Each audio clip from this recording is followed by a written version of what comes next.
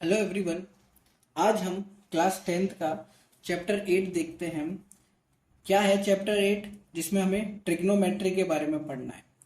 ठीक है, तो आज हम चालू करते हैं इंट्रोडक्शन टू ट्रिग्नोमेट्री। अब देखो, ट्रिग्नोमेट्री क्या है, हम नाम से ही देख सकते हैं। ट्राई मतलब 3, गोनो मतलब साइड्स, मेट्री मतलब मेजरमेंट्स। मतलब बात क्या है कि ऐसे फिगर्स जिनकी 3 साइड्स हो और उनका हमें मेजरमेंट करना हो। जैसे मान लो ये 3 ट्रायंगल्स है, वो है ही ये 3 ट्रायंगल्स। ठीक है, अब ये तीनों ट्रायंगल्स में मेरे को पता है ये मेरी साइड्स हैं, ये मेरे एंगल्स हैं। ठीक है, अब ये वाली साइड और ये वाली साइड के बीच में क्या रेशो होगा, ये वाला, यदि एंगल 30 है तो ये कितना होगा और इन दोनों के बीच में क्या रिलेशनशिप होगी। तो ये सब हम मेजरमेंट हम क्या करते हैं, ये सब स्टडी हम कैसे करते हैं, ट्रिग्नोमेट्री से करते हैं। ठीक है, तो मैं लिख सकता हूं, it is a branch of mathematics that deals with the study of relationship between angles and ratios of sides of triangle. मतलब ये वाली साइड और ये वाली साइड, इसका मुझे रेशो निकालना है, तो मैं कैसे करूंगा, ट्रिग्नोमेट्री से करूंगा। ठीक है, बात समझ में आई। आपको मैं पहले ये बता दूं कि बच्चों को ये चैप्टर बहुत हार्ड लगता है पहली बार जब वो सुनते हैं इसके बारे में और 10th में पढ़ते हैं। बट मैं आपको बता दूं, यदि आप इसको बेसिक से समझोगे तो ये बहुत इजी चैप्टर है। क्वेश्चन भी आपको बहुत इजी लगेंगे समझने के बाद। और 95% ट्रिग्नोमेट्री हम राइट एंगल ट्रायंगल पे यूज करते हैं और हमारे सिलेबस में भी मेनली राइट एंगल ट्रायंगल ही है। ठीक है, देखो अब मैंने आपके सामने 3 ट्रायंगल्स लिए। अब आप तीनों को देख सकते हो कि ये ट्रायंगल्स राइट एंगल ट्रायंगल तो है। ठीक है, मैंने राइट एंगल ट्रायंगल का ये राइट एंगल का साइन लगा दिया। ठीक है, ये तीनों राइट एंगल ट्रायंगल है, बट तीनों डिफरेंट दिख रहे हैं। तो अब मैं आपको बोलूं कि मान लिया कि मैंने बोला ए बी सी। अब वो जो सी वाला एंगल है, ये मुझे लगभग लग रहा है 60 डिग्री। ठीक है, अब आपको पता है कि ट्रायंगल के इंटीरियर एंगल्स का सम कितना होता है, 180 डिग्री। ठीक है, तो मैंने बोला 90 प्लस 60 कितना हुआ मेरा, ये कितना हुआ 150 और ये बचेगा 30।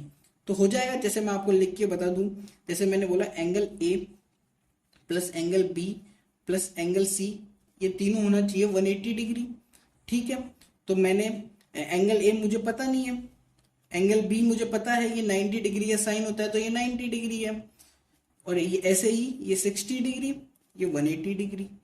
ठीक है, फिर एंगल ए प्लस ये दोनों को ऐड करूंगा तो 150 डिग्री इजिकल टू 180 डिग्री। तो एंगल ए मेरा कितना आ गया, 180 माइनस 150 डिग्री, तो angle A equal to 30 degree. ये ठीक है, आपको पता लग गया। अब क्या मैं इन एंगल से, ये मेरा एंगल आ गया, ये मेरा एंगल आ गया, क्या मैं इन तीनों साइड्स का रेशो निकाल सकता हूँ, मतलब एक दूसरे के साथ A B upon B C कितना होगा, बी सी अपॉन ए सी कितना होगा। समझ में आई बात, ए बी अपॉन ए सी कितना होगा। तो मैं ये ट्रिग्नोमेट्री के कुछ रेशोज होते हैं, साइन कॉस टेन अपन पढ़ेंगे अभी, उनके साथ मैं आराम से निकाल सकता हूँ। ठीक है, बात समझ में आई। अब ये मैंने 60 डिग्री इतना लिया। अब मैंने क्या करा, आपको पता है 60 डिग्री लगभग इतना ही होता है। मैं चाहता हूं कि मेरे को जो जैसे कहाँ ट्रिग्नोमेट्री के आप एप्लीकेशंस पढ़ोगे ना, तो बहुत जगह यूज है ट्रिग्नोमेट्री का। अपन कंस्ट्रक्शन में भी यूज करते हैं, हम नेविगेशन में भी यूज करते हैं, माउंटेन्स की हाइट देखने के लिए भी यूज करते हैं। तो अभी आपको मैं बताऊंगा कैसे यूज करते हैं। ठीक है, मैंने बोला ये 60 डिग्री है, मैं 30 डिग्री ये लेना चाहता हूँ, ये जो एलिवेशन है मैं 30 डिग्री लेना चाहता हूँ। तो मैं इसको थोड़ा बहुत इधर लेके जाऊंगा, 30 डिग्री लगभग इतना होगा। ये देखो बेस है और ये मेरी हाइपोटेनियस मैंने बोला, अभी मैं बताता हूँ क्या होता है। तो ये इन दोनों के बीच में ये लगभग 30 डिग्री आ रहा है। अब ये देखो कि 90 प्लस 30 करूंगा तो 120। ठीक है, और 180 में से 120 माइनस करूँ तो ये लगभग 60 आएगा। जैसे मैंने ये सॉल्व करा वैसे ही हो जाएगा, ए बी सी। अब यहाँ क्या क्या रेशियोज हो गए, वो मैं आराम से ट्रिग्नोमेट्री के साथ निकाल सकता हूँ। अब मैंने ये बोला कि थर्ड वाला ट्रायंगल है, ये मैंने 45 डिग्री बोला, तो आप देखो 90 प्लस 45 मैं करता हूँ तो मेरा लगभग कितना आएगा, 135 आएगा। और 135 को मैं टोटल से माइनस करता हूँ 180 से, तो ये मेरा कितना आ जाएगा, 45 डिग्री। ठीक है, तो आपको बात समझ में आई कि मेरे यहाँ पे दो एंगल सेम है। अब आपने ट्रायंगल में पढ़ा होगा, या ट्रायंगल में नहीं तो पहले किसी 9 चैप्टर में या कहीं पढ़ा होगा कि कोई भी ट्रायंगल में यदि दो एंगल सेम है तो उनकी अपोजिट साइड्स भी सेम होती है। ठीक है, आपने पढ़ा होगा, if two angles of a triangle are equal then their opposite sides are also equal. तो मुझे पता लग गया A B is equal to B C इसमें। ठीक है, अब मैंने ये निकाल तो लिया राइट एंगल ट्रायंगल से, अब मैं इनका रेशियोज कैसे निकालूंगा, ट्रिग्नोमेट्री से, इसमें साइन कॉस ये सब यूज करके। अभी मैं आपको बताऊंगा ये क्या होता है, पर उससे पहले मैं आपको इनकी एप्लीकेशन बताना चाहता हूँ। देखो, मान लो मैं घर पे, मेरे घर पे मुझे स्टेयर्स बनानी है, मतलब सीढ़ियाँ। सीढ़ी समझते हो, स्टेयर्स ऐसे होती है। ठीक है, अब मैं चाहता हूं कि ये मेरा 90 डिग्री पे हो। ठीक है, अब मैं ये चाहता हूं कि ये 90 डिग्री पे तो है ये, बट इसकी जो हाइट है वो 3 हो और ये ज्यादा हो 4, मतलब मेरा आराम से पैर आ जाए, इसलिए मैं 4 रखना चाहता हूँ। और फिर मैं इनको पाइथागोरस थ्योरम से या ट्रिग्नोमेट्री रेशियो से निकाल लूंगा। तो आपको पता है, आपने पढ़ा होगा राइट एंगल ट्रायंगल में कि इसको क्या बोलते हैं, बेस, इसको क्या बोलते हैं, हाइपोटेनियस, और इसको क्या बोलते हैं, परपेंडिकुलर, या एल्टीट्यूड भी बोलते, कोई दिक्कत नहीं है। ठीक है, तो मुझे पता है ये, मैं पाइथागोरस से सॉल्व करूंगा। पाइथागोरस थ्योरम क्या होती है, जैसे मैं इसको P बोलूं परपेंडिकुलर को, इसको B बोलूं, इसको H बोलूं, तो क्या होता है, P square plus B square equal to H square. मैं भी आराम से आपको ये बताऊंगा अच्छी तरह, अभी आगे बताऊंगा। अभी थोड़ा आप जान लो कि पाइथागोरस थ्योरम क्या होती है। राइट एंगल ट्रायंगल में लगाते हैं परपेंडिकुलर का स्क्वायर, बेस का square equal to H square hypotenuse का। तो मैं ऐसे 3 का स्क्वायर करूंगा, 4 का स्क्वायर करूंगा। ठीक है, तो मेरा हाइपोटेनियस क्या आ जाएगा, ये 3 का स्क्वायर 9 प्लस 16, ये 25 equal to H square, under root में करूंगा, एच की वैल्यू आ जाएगी मेरी 5। ठीक है, ये मेरी 5 है। तो मैंने ये चाहा, मैंने ये करा कि मेरे को ये पता लग गया 5। अब मुझे पता है कि ये मेरा सेटिस्फाई कर रहा है 3 4 5, तो ये जो मेरा ट्रायंगल बनेगा ये एग्जैक्टली 90 डिग्री पे बनेगा। तो मैं ऐसा ही यहाँ पे भी कर दूं, ऐसा भी यहाँ पे कर दूं, 3 4 और ये 5, ऐसे ही 3 4 और ये 5। तो मैं बता सकता हूँ कि जो मेरी कंस्ट्रक्शन में मेरी सीढ़ियाँ बन रही है वो बिल्कुल एक्यूरेट बन रही है। ऐसा तो नहीं है कि ये 90 डिग्री की जगह से थोड़ा इधर हो गया या थोड़ा इधर हो गया, 85 डिग्री हो गया या 110 डिग्री हो गया, बिल्कुल एक्यूरेट बन रही है। तो मेरा यहाँ पे ट्रिग्नोमेट्री यूज आ रही है। अब जैसे ही आपके बुक में दे रखा है कि मान लिया कि ये किसी का घर की हाइट है, ठीक है, और ये एक रिवर है और ये रिवर का एंड पॉइंट है। मुझे क्या करना है कि ये मेरा घर है, ये बीच में नदी है, मुझे यहाँ पे कुछ ऐसा लैडर लगानी है जिससे मैं यहाँ से यहाँ पे आ जाऊं। तो मैं आराम से ट्रिग्नोमेट्री के रेशियोज के साथ कर सकता हूँ। मुझे ये दोनों साइड्स पता है, इनकी लेंथ मुझे पता है, रिवर की लेंथ कितनी है, ये विड्थ कितनी है, और मुझे हाइट भी पता है मेरे घर की, तो मैं ये आराम से निकाल लूंगा। समझ में आया? तो ऐसे ही ट्रिग्नोमेट्री का यूज कहाँ पे आता है, माउंटेन्स की हाइट निकालने में, नेविगेशन में भी आता है, सिविल एविएशन में भी आता है, बिल्डिंग्स की हाइट निकालने के लिए। आई होप आपको यहाँ तक समझ में आया होगा कुछ हम कहाँ कहाँ यूज करते हैं ट्रिग्नोमेट्री का। अब मैं आपको ट्रिग्नोमेट्री में वो बताऊंगा कि हम जो साइड्स का रेशो निकालते हैं और वो रेशो को हम क्या क्या बोलते हैं, जैसे साइन हो गया, कॉस हो गया, टैन हो गया, कॉट हो गया, सेक हो गया, कॉसेक हो गया, ये मैं आपको समझाता हूँ। ठीक है, अब हम ट्रिग्नोमेट्रिक रेशोस के बारे में पढ़ते हैं। मैंने आपके सामने दो राइट एंगल ट्रायंगल बना रखे हैं।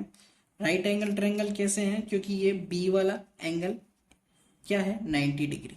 ठीक है, तो ये दो राइट एंगल ट्रायंगल हैं। अब हम क्या करेंगे कि यहाँ पे जो मेरी साइड्स है, जैसे BC इस ट्रायंगल की एक साइड है, ऐसे ही AC इस ट्रायंगल की एक साइड है। इन दोनों साइड्स के बीच में क्या रेशो होगा और उस रेशो को मैं क्या बोलूँगा। ठीक है, ऐसे ही मेरे को ये वाली साइड और ये वाली साइड का रेशो निकालना होगा, ये वाली साइड और ये वाली साइड का रेशो निकालना होगा, और उन रेशोस को मैं क्या बोलूँगा वही हम ट्रिग्नोमेट्रिक रेशोस में पढ़ेंगे। ठीक है, जैसे मैं रेशो निकालना बता देता हूँ।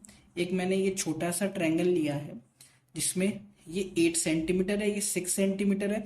आपको ये दोनों ही दे रखे हो और पाइथागोरस थ्योरम लगाते हो तो ये 10 सेंटीमीटर आ जाएगा, और एक ये राइट एंगल ट्रायंगल है, तभी मैं पाइथागोरस थ्योरम लगाऊंगा। यदि ट्रिग्नोमेट्रिक फंक्शन आते हैं आपको ये सब, तो आप थर्ड जो हाइपोटेनस रह रही है वो आप निकाल सकते थे। वो आपको मैं भी सिखा देता हूँ, ट्रिग्नोमेट्री रेशोज से आप कैसे निकाल सकते हो यदि राइट एंगल ट्रायंगल की दो साइड्स दे रखी हो और तीसरी निकालनी हो। अभी हम इसे पाइथागोरस से भी निकाल सकते हैं। अभी मैंने आपको एक एग्जांपल बताया था, तो वैसे मैंने 8 और 6 दे रखे हो तो 10 निकाल सकता हूँ, या 10 और 6 दे रखे हो तो 8 भी निकाल सकता हूँ मैं। ठीक है, अब मैं कोई आपसे पूछे AB और AC जो साइड्स है मेरी ट्रायंगल की, उनके बीच में रेशो क्या होगा, तो रेशो निकालने के लिए मुझे ये फ्रैक्शन में लिखना पड़ेगा। जैसे AB अपॉन AC लिखा मैंने, AB ये रहा, AC ये रहा, ऐसे फ्रैक्शन में लिखा AB अपॉन AC। तो ये 8 है, ये 10 है, मैंने पुटअप कर दिया, काटा, ये कटेगा 2 से तो 4/5 आ जाएगा। तो मतलब इन दोनों साइड्स के बीच में रेशो क्या हुआ, 4:5। बात समझ में आई कैसे रेशो निकाला मैंने। ऐसे ही हम इन ट्रायंगल्स में रेशो निकालेंगे, उन्हीं रेशो को हम क्या बोलते हैं। ठीक है, अब वो देखते हैं। जैसे मैं बोलूं साइन का रेशो निकालते हैं। अब देखो साइन पहले पूछेगा कि साइन किसका, कौन से एंगल का, तो मैं ए के रिस्पेक्ट में देख रहा हूं साइन ए। ठीक है, कितना हुआ। अब आप ध्यान से सुनना कि जैसे ये मैं कौन से एंगल के रिस्पेक्ट में देख रहा हूँ, ए वाले एंगल के रिस्पेक्ट में देख रहा हूँ। तो ए वाले के जो सामने वाली साइड होगी ना, ये हरदम, क्योंकि हम हरदम बताए किसके रिस्पेक्ट में देखेंगे, 90 डिग्री के अलावा जो है, या तो ए से देखेंगे या ए सी से देखेंगे। मतलब या तो 90 डिग्री के अलावा जो भी है, या तो ये है या ये है, इन दोनों के रिस्पेक्ट में ही देख सकते हैं। अब जिसके रिस्पेक्ट में देख रहे हैं, जैसे ए के रिस्पेक्ट में देख रहे हैं, तो उसके सामने वाली जो साइड होगी, मतलब side opposite to A, side opposite to angle A हरदम क्या होगी, परपेंडिकुलर। बात समझ में आई, जिसके रिस्पेक्ट में देख रहा हूं उसके सामने वाली हरदम परपेंडिकुलर होगी। एडजेसेंट देखूं मैं बोलूं साइड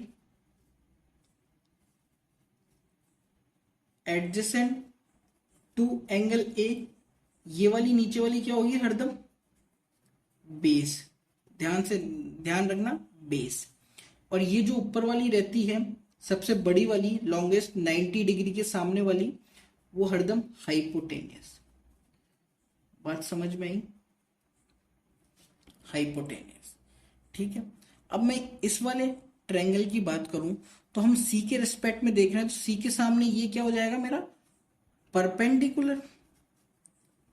ठीक है, और इसके एडजेसेंट वाला ये क्या हो जाएगा, बेस। सी के रिस्पेक्ट में देख रहे हैं ना, और हरदम 90 के सामने वाली जो लॉन्गेस्ट होती है वो हाइपोटेनियस। ठीक है, बात समझ में आई। मैं इसको H लिख देता हूं शॉर्ट फॉर्म में, इसको B लिख देता हूं, इसको P लिख देता हूं। ठीक है, अब अपन साइन ए की बात करते हैं। मतलब एंगल ए साइन ए अपन निकालेंगे, मतलब एंगल ए के रिस्पेक्ट में निकालेंगे, वो कौन सी साइड्स का रेशो देगा, बात समझो। ठीक है, साइन ए की हम बात करते हैं तो साइन ए हरदम ए के सामने वाला क्या है, परपेंडिकुलर, और ये हाइपोटेनियस, इन दोनों का रेशो देगा, मतलब BC अपॉन AC। बात समझ में आई? इनको मैं perpendicular upon hypotenuse P upon H भी बोल सकता हूँ। यहां तक मेरे को लगता है सबको क्लियर होगा। अब मैं कॉस की बात कर लेता हूँ, मतलब मान लो मुझे AB और AC का रेशो चाहिए, तो उसका नाम मैंने कॉस रख दिया। बात समझ में आई? मुझे BC और AB का रेशो, AC का रेशो चाहिए था, BC और AC का रेशो, इन दोनों के रेशो का मैंने जो रेशो आता है उसका नाम रख दिया साइन। बात समझ में? साइन ए। ऐसे ही कॉस ए किस किस का रेशो बताएगा, AB और AC का। ठीक है, AB और AC का।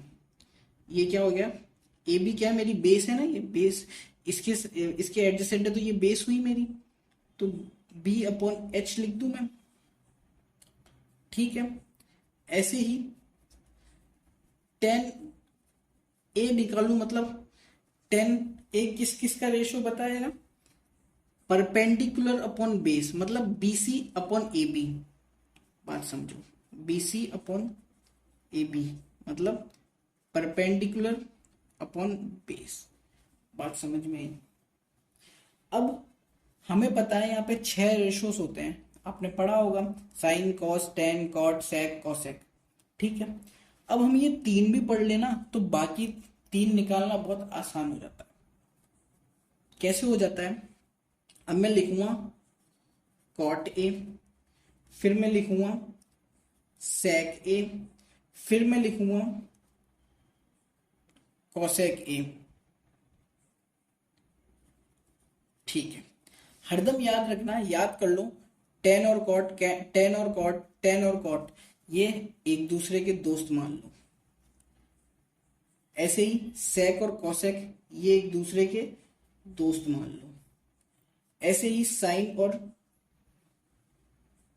कॉसेक, ये एक दूसरे के दोस्त मान लो। याद करने का तरीका है सिर्फ, कैसे, कॉट हरदम टेन का उल्टा होगा। ठीक है, जैसे मैं इसको लिख दूं, उल्टा है तो 1 अपॉन 10 है, मतलब 1 अपॉन BC अपॉन AB। 10 की वैल्यू BC अपॉन AB तो है, ये ऊपर चल जाएगा। ये भी आपको सॉल्व करना आता होगा कि जब भी अपन ऐसे सॉल्व करते हैं तो ये AB ऊपर आ जाता है, तो AB अपॉन BC मतलब AB अपॉन BC मतलब B upon H, B upon sorry P, B upon P, इसको P लिख दो। ठीक है, बात समझ में आई? परपेंडिकुलर, इसको मैं काट कर आराम से P लिख देता हूँ। ठीक है, बात समझ में आई? अब देखो 10 मेरा क्या था, P अपॉन बी, इसका उल्टा करा B अपॉन बी, बहुत इजी था। ऐसे ही अब आप खुद देख लो, कॉस और सेक की दोस्ती है, मतलब ये दोनों एक दूसरे के उल्टे हैं, तो मैं इसको सेक को लिख सकता हूँ 1 अपॉन कॉस ए, और इसको भी वैसे ही सॉल्व करूंगा, AB अपॉन AC, ये आ जाएगा AC अपॉन AB। क्या आ जाएगा मेरा आंसर, H अपॉन B, ये B अपॉन H, ये H अपॉन B। ऐसे ही ये 1 अपॉन साइन A, ये हो जाएगा 1 अपॉन साइन का इसका उल्टा BC अपॉन AC, ये हो जाएगा AC अपॉन BC, और ये आ गया मेरा H अपॉन P। समझ में आई बात? ये देखो मेरे साइड्स के मैंने इतने सारे रेशो निकाले कि भाई BC का इसके साथ क्या होगा, AB का इसके साथ क्या होगा, इसका इसके साथ क्या होगा, इसका इसके साथ क्या होगा, और इन जो मैं रेशोज का नाम मैंने क्या रख दिया, साइन, कॉस, टेन, कॉट, सेक। अरे मेरे को कोई अलग अलग रेशोज निकल रहे तो अलग अलग नाम तो रखने पड़ेंगे, सिंपल आपके हिसाब से कुछ भी नाम रख लो। बस याद रहना चाहिए कि भाई साइन ये होता है, इन रेशोज, इन दोनों के रेशो को साइन बताता है, ये दोनों के रेशो को कॉट बताता है। बात समझ में आई? परपेंडिकुलर अपॉन हाइपोटेनियस हरदम साइन होगा। अब क्या है कि हमने भी हमारे स्कूल में एक तरीके से इनको याद करा था, तो वो आज भी याद है। कैसे याद करा था कि हमारे सर ने समझाया था, P B P H H B. उन्होंने बोला था कि आप पहले ऐसे लिख लो। इसको याद करने का तरीका, पंडित भोले प्रसाद, यह हर हर भोले। ये बहुत पुराना तरीका है, याद करें करने का तरीका है। आप नहीं भी चाहो तो मत करो, कोई दिक्कत नहीं है। जैसे ये हो गया, पंडित भोले प्रसाद, ये हो गए हर हर भोले। अब इससे कैसे याद होगा कि जैसे मैं पंडित भोले प्रसाद, पंडित भोले प्रसाद, पंडित भोले प्रसाद, हर हर बोले, हर हर बोले, ऐसे लिख लूंगा ना, तो पी, पंडित से पी, भोले से बी, प्रसाद से पी, ऐसे ही हर हर एच एच, फिर भोले से बी, ये मैंने लिख लिया। पी अपॉन एच हरदम साइन को बताएगा, फिर साइन के बाद मुझे पता है कॉस आता है, तो कॉस को बताएगा बी अपॉन एच, ये बी अपॉन एच। फिर कॉस के बाद टेन आता है, तो ये आ गया p upon b, p upon b मतलब perpendicular upon base, base upon hypotenuse, perpendicular upon hypotenuse, ये साइन, मतलब ये क्या बता रहा है, साइन को, ये बता रहा है मुझे कॉस को, ये बता रहा है मुझे टेन को। ये तीनों रेशियोज बता रहे हैं। अब ये तीनों पता लग गया तो मैं बाकी के तीन तो निकाल ही सकता हूँ, क्योंकि उनके उल्टे होते हैं। बात समझ में आई? आई होप यहां तक सबको समझ में आया होगा। अब आप इस वीडियो में मेरे साथ साथ चलो, मैं बना रहा हूं, आप भी कोशिश करो कि ये वाला जो ट्रायंगल है, इसमें सी के रिस्पेक्ट में हमें रेशियोज निकालने हैं। तो ठीक है, निकालते हैं। अब चलो ठीक है, मैं बोलूं साइन सी है, आप भी निकालो साथ में। तो साइन सी क्या होगा, ए बी अपॉन ए सी होगा, परपेंडिकुलर अपॉन हाइपोटेनियस। साइन क्या होता है, परपेंडिकुलर अपॉन हाइपोटेनियस। परपेंडिकुलर क्या है, ए बी और ए सी, तो साइन सी होगा ए बी अपॉन ए सी। ठीक है, ऐसे ही मैं कॉस सी की बात करूं तो वो क्या होगा, बेस अपॉन हाइपोटेनियस मतलब बी सी अपॉन ए सी। ऐसे ही मैं टेन की बात करूं तो वो क्या होगा, A B upon B C, perpendicular upon base. ऐसे ही मैं कॉट की बात करूं, कॉट सी बहुत इजी है, टेन का उल्टा B C upon A B, simply उल्टा लिख दो। ऐसे ही मैं बात करूं सेक की, सेक सी कितना हो जाएगा, सेक सी, देखो सेक किसका उल्टा होता है, मैंने बताया था कॉस का उल्टा। कॉस क्या है, बी सी अपॉन ए सी, तो ये ए सी अपॉन बी सी हो जाएगा। ठीक है, ऐसे ही मैं यहाँ पे लिख देता हूँ, कॉसेक की बात करूं तो कॉसेक सी किसका उल्टा होगा, सेक सी का, सॉरी साइन सी का उल्टा होगा। ऊपर ये साइन सी लिख रखा है मैंने, तो ए सी अपॉन ए बी हो जाएगा।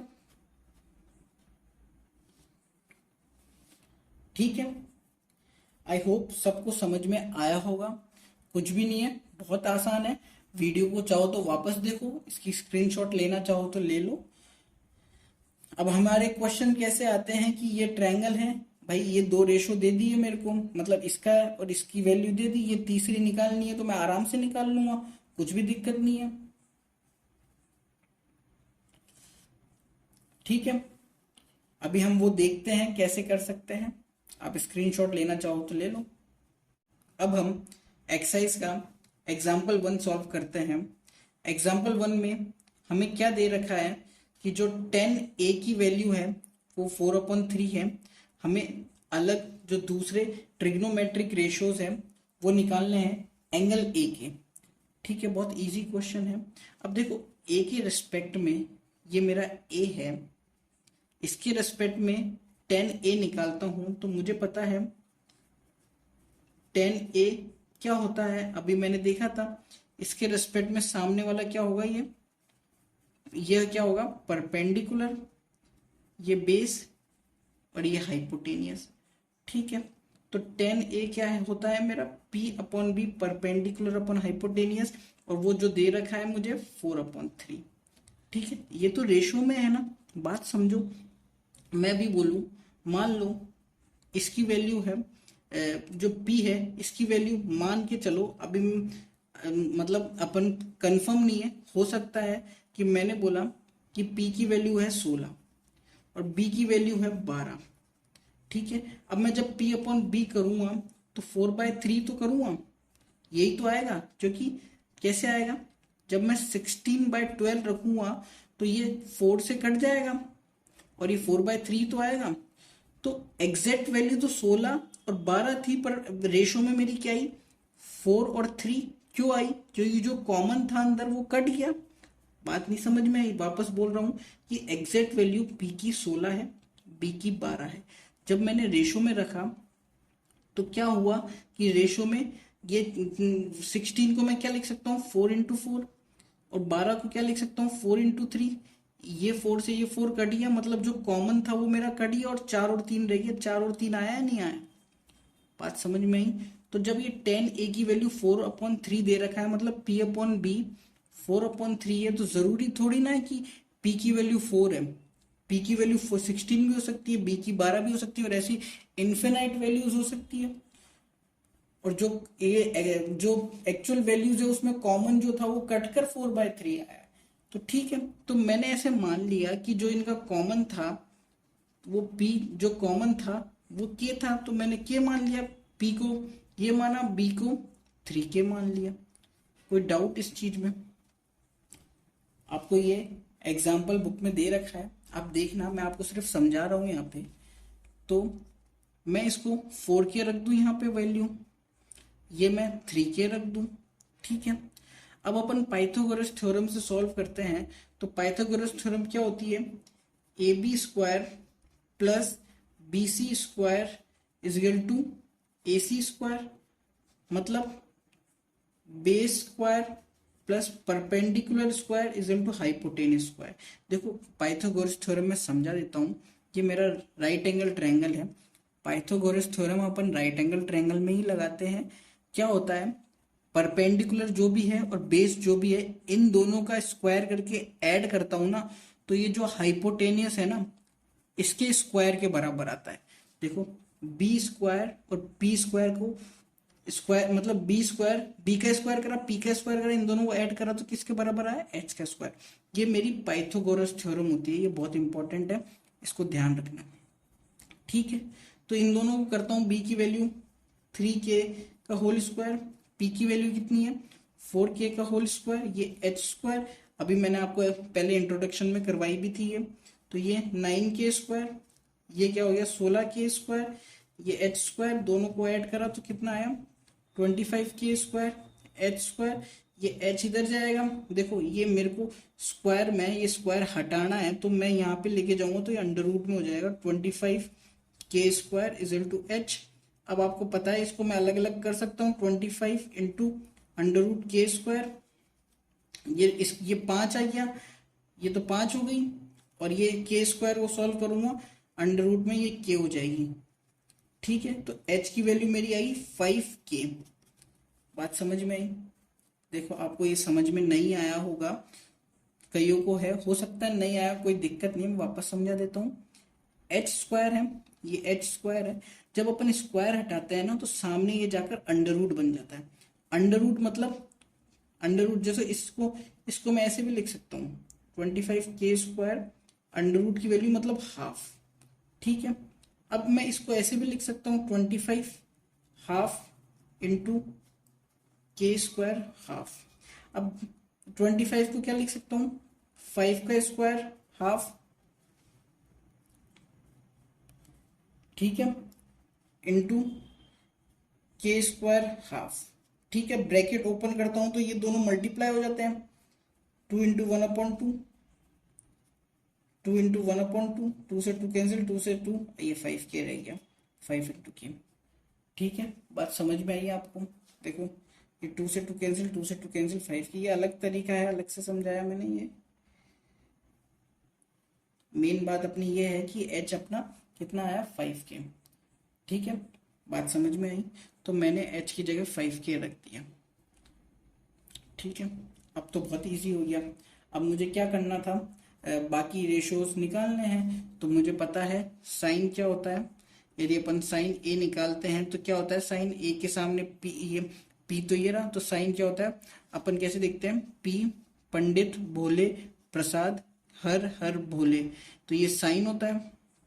तो sine P upon H, P upon H मतलब 4k/5k, काट दिया 4/5। ठीक है, साइन मेरा निकला। ऐसे ही कॉस निकालूंगा, बी अपॉन एच, तो बी क्या है 3k/5k, काट दिया 3/5। 10 मुझे पता ही था, पहले लिख देता हूँ 10 भी, चलो 4/3। अब तो क्या है, अब आपको पता है ये 3 पता लग गया, तो बाकी ये 3 भी निकाल सकते हो क्योंकि वो उठ के उल्टे होते हैं। तो कॉट में बोलूंगा कॉट ए, तो 10 का उल्टा तो 3/4। ठीक है, सेक में बोलूं, सेक किसका उल्टा होता है, सोचो, कॉस का उल्टा होता है। तो कैसे करेंगे, 5/3। ठीक है, अभी मैं आपको बोलूं कि अपन को उसका निकालना है कोसाइन का, तो कोसाइन मैं यहाँ पे निकाल देता हूँ। बताओ कोसाइन किसका होता है, सॉरी कोसाइन ही, सुन गलती हो गई, कोसेक, गलती से मैंने बोल दिया। कोसेक किसका होता है, साइन का, तो ये 5/4। ठीक है, अब आई होप सबको समझ में आया होगा एग्जाम्पल 1। अब मैं आपसे एक रिक्वेस्ट करता हूँ कि ये एग्जाम्पल एक बार वापस देखो, इस वीडियो को चाहो तो वापस देखो, समझो अच्छी तरह, फिर आप एक्सरसाइज 8.1 ट्राई करो। बहुत इजी है, आधे से ज्यादा क्वेश्चंस कर लोगे आप, बहुत इजी है। ठीक है।